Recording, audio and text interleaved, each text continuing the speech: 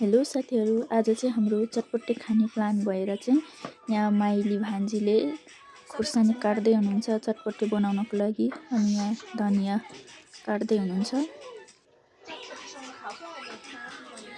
अनि यहाँ प्याज काट्दै हुनुहुन्छ। प्याजले चाहिँ भान्जीलाई रुवायो।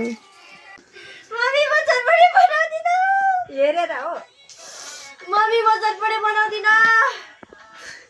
अलि धेरै भन्न एउटा मम्मी म चटपटे बनाउँदिन। हात पिराइसक्यो मेरो।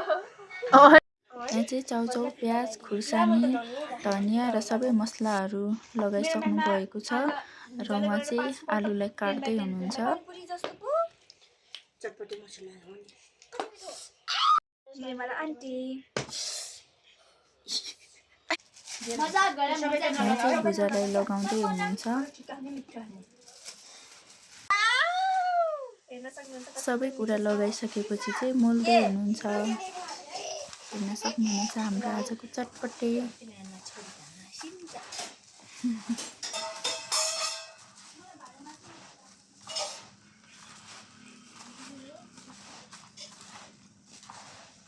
हाम्रो चटपटे रेडी भयो। अब हामी खान्छौँ।